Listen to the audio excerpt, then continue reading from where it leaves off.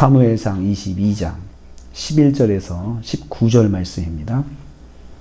오늘 말씀은 다윗을 도왔던 놉당의 아히멜렉 제사장 때문에 가족과 제사장들이 비극을 맞이하는 것을 내용으로 하고 있습니다.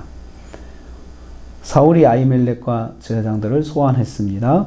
11절 말씀 보면요, 놉당의 아히멜렉이 다윗을 도왔다는 소식을 들은 사울은 놉당의 제사장들을 소환합니다. 그리고 신문합니다. 왜 나의 대적 다윗을 도왔는지 묻습니다.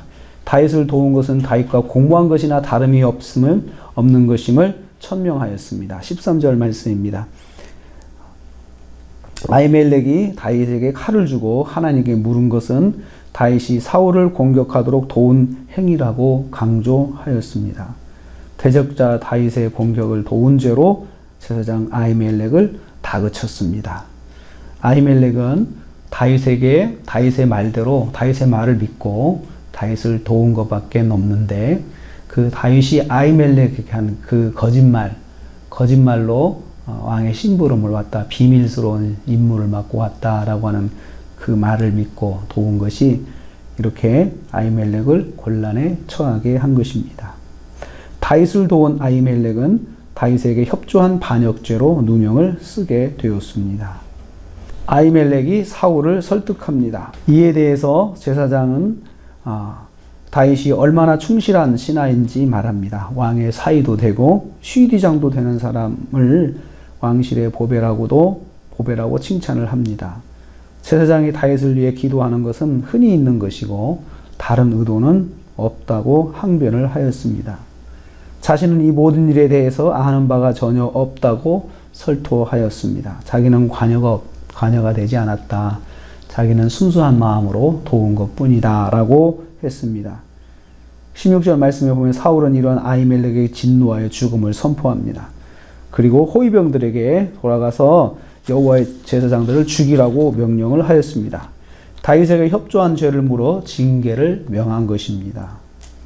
다윗을 환대한 제사장들에게 극형이 선고되었습니다. 하루아침에 날벼락을 맞은 것입니다. 다윗의 도망으로 인해서 일어난 비극입니다. 사울의 명을 받은 호위병들이 여호와의 제사장 죽이를 싫어하였습니다. 그렇지 않습니까? 누가 감히 여호와의 제사장을 죽이겠습니까? 이스라엘 안에서 그렇게 할 수 있는 사람은 없습니다.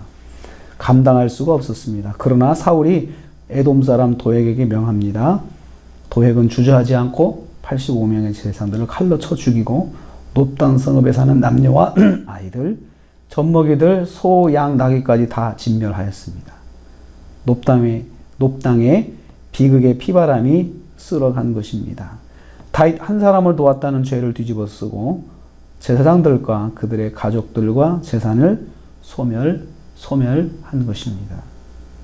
다윗에게 순수한 마음으로 협조한 결과 가문의 비극이 일어난 것입니다.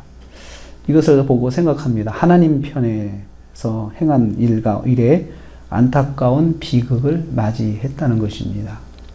하나님의 말씀으로 사는 제사장들이 하나님 말씀대로 선을 행하고 했는데 그 악한 일들을 경험하게 된 것입니다. 우리가 하나님을 믿고 섬길 때 순수한 마음으로 또 선한 마음으로 또 하나님의 일들을 감당해도 어떤 때는 이렇게 원치 않는 일을 당할 수가 있습니다.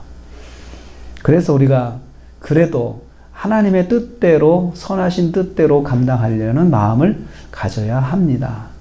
여기 제사장 가문의 비극을 보면서 하나님의 섭리가 무엇인지 생각해 봐요. 하나님께서 그들을 지켜주지 않으셨다, 이렇게 볼 수가 있잖아요.